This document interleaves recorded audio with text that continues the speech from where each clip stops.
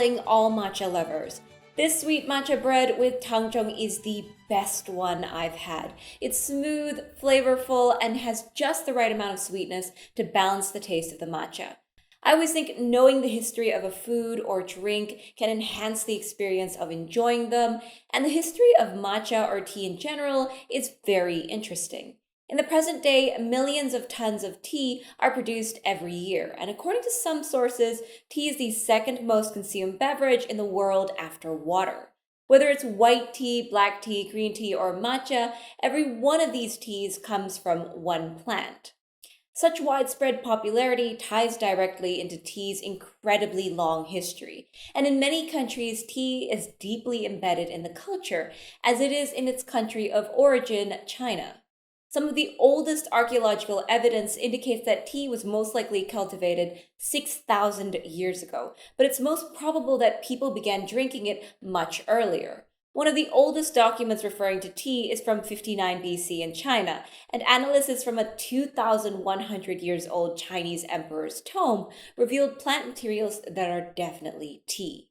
That tome was from the Han Dynasty, and it certainly makes sense that Chinese culture would value tea so highly with such a long history.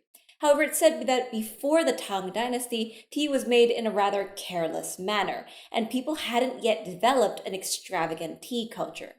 In the Tang Dynasty, the development of agriculture allowed for the tea plantations in the south of the Yangtze or Tangjiang River to grow. As a result, tea production increased dramatically, and so did its consumption. From there, the rise of tea was pretty much unstoppable. Many exquisite artifacts of tea utensils can be found from this period of time, and it's said that there were many tea shops open for business. When the government's ban on alcohol caused the prices of alcoholic drinks to soar, tea was an alternative that only rose in popularity, and the prosperity of the dynasty likely contributed to tea being seen as an art. Tea spread even further in the following centuries, becoming globally popular. And it's actually possible to see how tea spread by looking at how it's said in different languages. Roughly speaking, you can say that most of the words for tea pretty much originate from China. In Mandarin Chinese, tea is cha, and interestingly enough, this character didn't exist until relatively recently. Of course, relative recency in Chinese characters means something like hundreds and hundreds of years, but the character for tea was originally this one, tu, which basically means a bitter vegetable. Makes sense for tea, but thanks to one incredibly influential and comprehensive book on tea, a new character was created out of the omission of one stroke in the original character. That is how we ended up with cha, now elevated from just bitter vegetables. This word is very similar to the word for tea in Japanese, Portuguese, Korean, Vietnamese, and several other languages. And it's thought to be because the word for tea was spread to some of these countries by being close neighbors and linguistically similar, while other countries may have gotten the word through the land route. It could also be from ports in Cantonese-speaking areas, which were then spread through Portuguese priests and merchants during the early 16th century. On the other hand, tea in English or teh in Indonesian and similar sounding words in other languages for tea come from the Minnan dialect of China's Fujian province. It's the same character as cha, but it's pronounced te. The dissemination of tea in this case comes from the port of Xiamen, from which merchant ships brought tea to Europe and America, the earliest being said to be a ship of the Dutch East India Company in the early 17th century. There are other origins of the word for tea in other languages and variations in the terms, but these two are the major trends in the world's words for tea. That's a bit of a tongue twister. Well, of course, history and etymology are not the main topics of this video, so instead we're going to zoom in on one variant that we're very interested in, of course, the famous Japanese matcha. It's said that tea was initially brought over to Japan in the 8th century by diplomats coming back from China.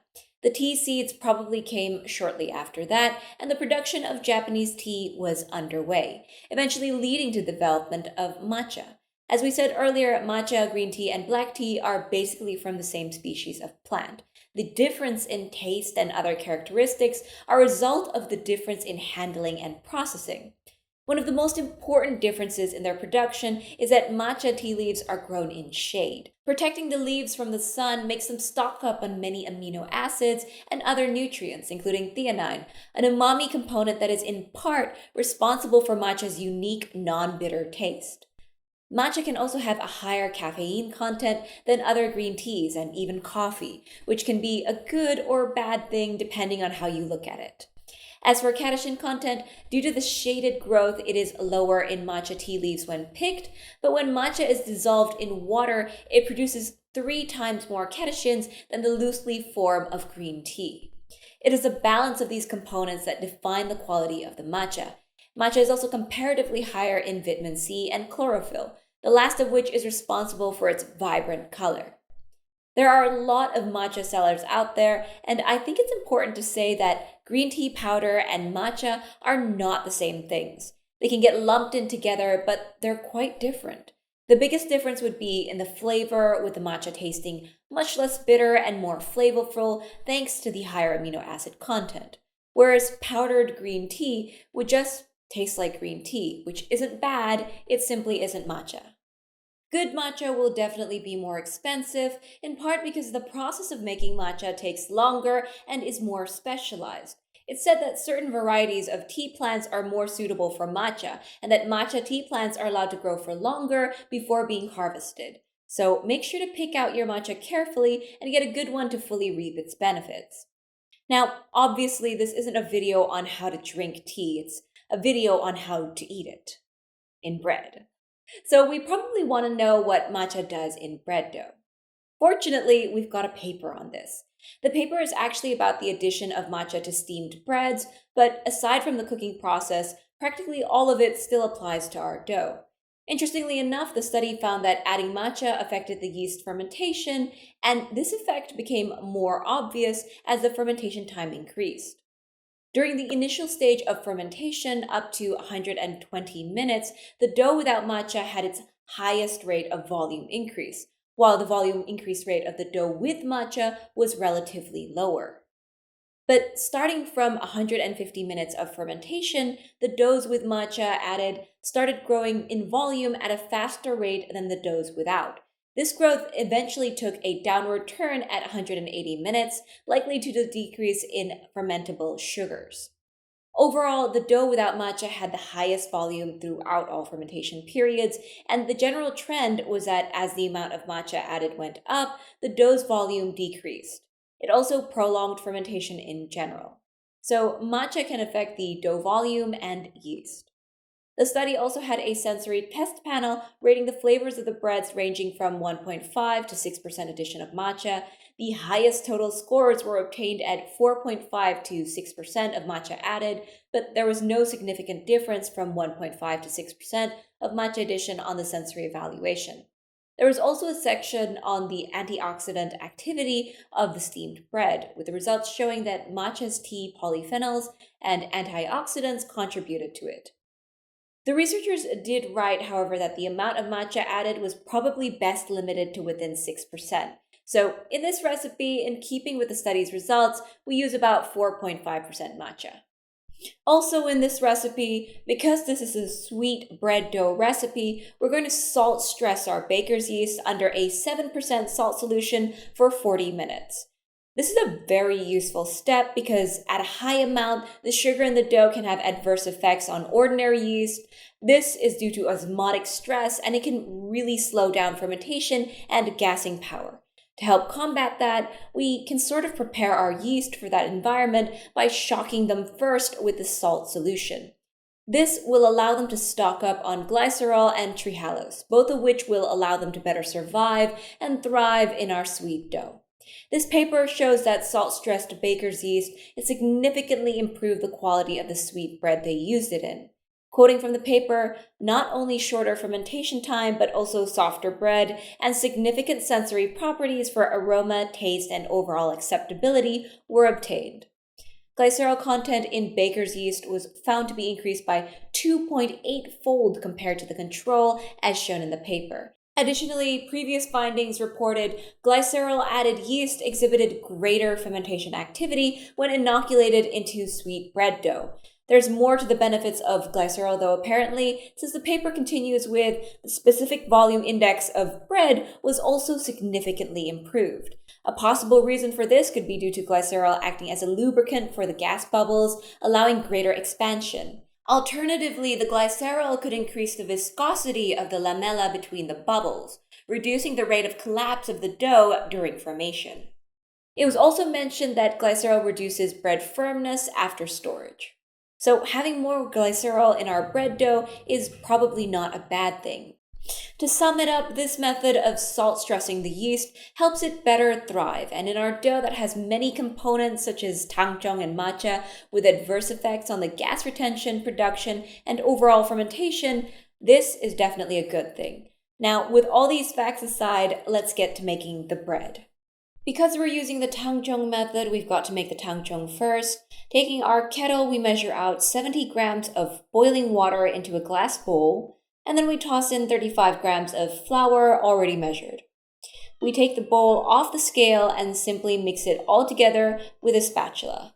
I've talked about Tangzhong and its benefits in my previous videos, so make sure to check them out if you want to know more about it.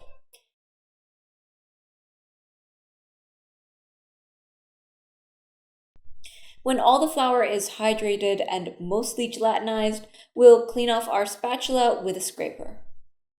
And tidy up the bowl as well.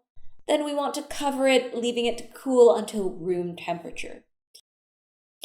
The Tangzhong can be used right away from here, but we prefer to let it rest in the fridge overnight to fully reap its benefits.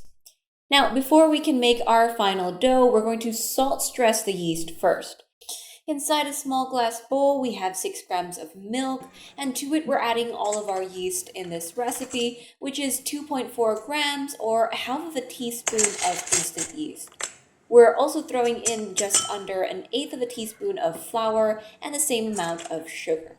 We then mix them all together. This method of stressing the yeast is roughly based on this paper, and it calls for activating the yeast before we stress it by adding a 7% salt solution.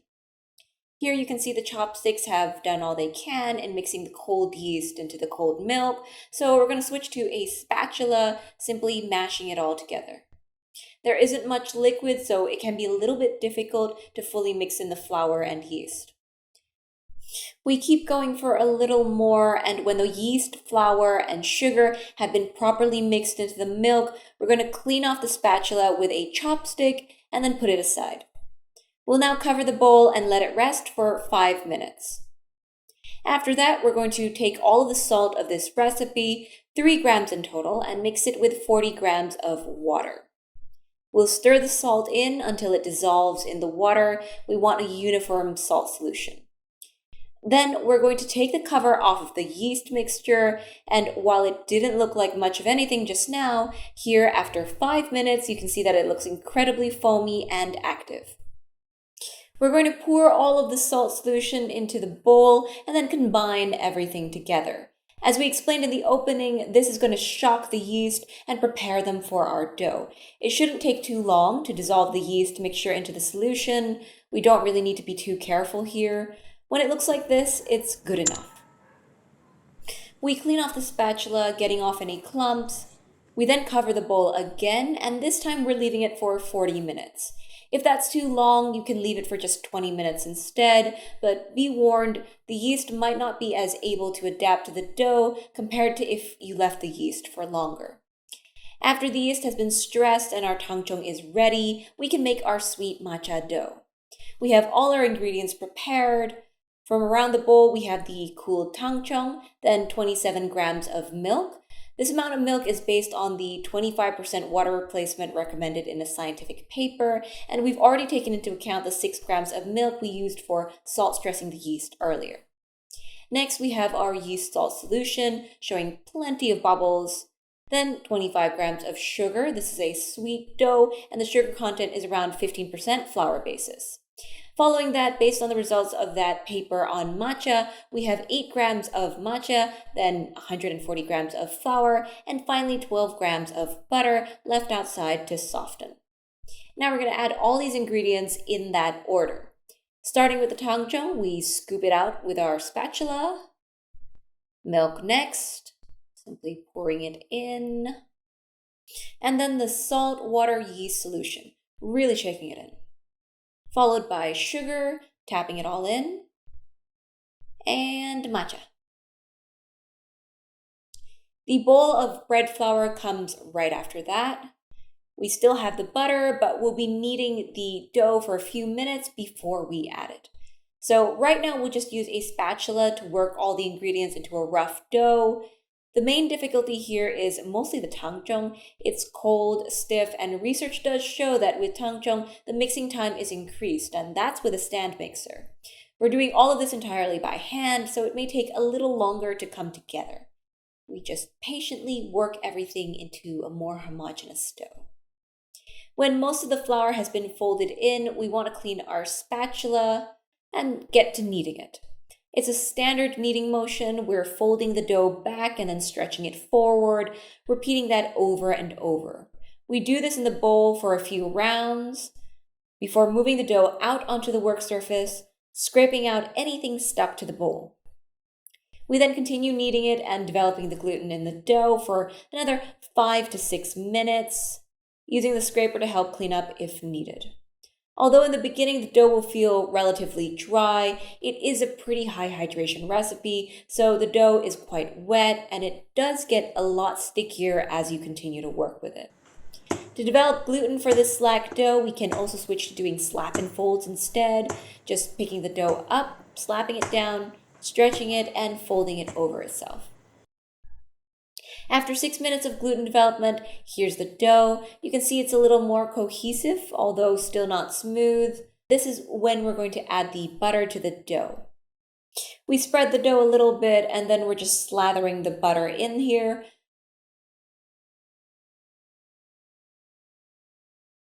We're trying to make mixing it in as easy as possible by folding the butter into the dough, just stuffing it inside with the help of our scraper. Before kneading it into a complete mess, well, at first, we just want to keep going here. We want to knead it until it almost achieves full gluten development. It should take around another 5 to 6 minutes, although the timing can vary depending on your strength. We can also switch to slap and folds to develop the gluten. When the butter has been mixed into the dough and it's developed a bit more strength, we're going to cover the dough with a bowl, the same bowl we used for Tangzhong actually, and we'll let this dough rest for 15 minutes. Here it is after that time. We'll remove the bowl and you can immediately see that it's a little smoother and easier to work with. From here, we're just going to build a bit more gluten through slap and folds for around 4 to 5 minutes. I also have like a one-handed version of slap and folds. Really easy technique and especially useful for doughs like this. It's been about 5 minutes and this dough is still sticky, but looks a lot smoother. We're going to stop developing the gluten for now. We can do a quick window pane test. And since the dough passes, we'll move on. So we'll tidy the dough up a little into a nice round dough ball with another bench scraper. Just using this method to avoid my hands sticking to the dough. Then we're going to oil a bowl for the dough to rest in, lining our hands as well. Before taking the dough, rounding it a bit more, and then moving it in. We cover the bowl and we want to let it bulk ferment until it doubles in size. You can see its growth in this time lapse. And here's the dough after it's doubled, so shiny and much smoother. We dust the work surface and the top of the dough with a bit of flour. Then when it's well dusted, we immediately punch it down to degas. We next bring it out of the bowl, and we're going to give it a few kneads to make sure it's fully degassed and rounded. This entire process is less than 40 seconds long in total, and because we're not dividing the dough in this recipe, this is our entire pre-shaping process. We just need it round and smooth like this. And that's plenty good enough to move on. We cover the dough with a bowl and let it rest for 15 minutes, a bench rest to prepare it for shaping. In the meantime, we're going to prepare our baking pan by lining it with some non-stick lining. We just brush it over every nook and cranny, I'll warn you, the dough can be quite sticky, so make sure to cover all sides well to prevent it from sticking. Although it doesn't affect the taste at all, of course. We set aside the baking pan when the time's up for the dough, and then we uncover it and get to shaping it. Dusting it on both sides with enough flour again to prevent sticking. We want to roll it out into a long rectangular shape with a rolling pin, using our hands to straighten out the sides. Make it look nice and neat. Adding a little flour here and there if needed. We have the pan in front as well, so we can directly see how wide the dough should be rolled out to. We just continue gently stretching it out. It looks very good here, so we're just going to even it out with the rolling pin a little more before sealing the bottom down with our fingers to prevent it from moving, just smushing the dough down. Then we're going to roll the dough up, going from top to bottom, slow and steady, get that nice and even roll. At the end, we use a scraper to loosen the bottom and pinch to seal the seam shut. We'll move it into the loaf pan and press it down with our knuckles to firmly settle it in. We cover the pan and let it proof until it reaches a little bit above the level of the loaf pan. We're also taking the time to preheat the oven to 175 degrees Celsius. With both the oven and the dough ready, it's now time to bake it. We're baking the dough at 175 degrees Celsius for 8 minutes with the heat setting on bottom only, and then for 15 minutes on top and bottom heat. Then we are done. Checking the internal temperature is a quick way to see if the bread is done baking, and here you can see that it's definitely done. I do somewhat regret pushing the gauge in so deep it left some holes in the crumb, but aside from that, this was a pretty appetizing bread. The aroma of matcha was so strong and lovely, and the color makes it so fun to look at.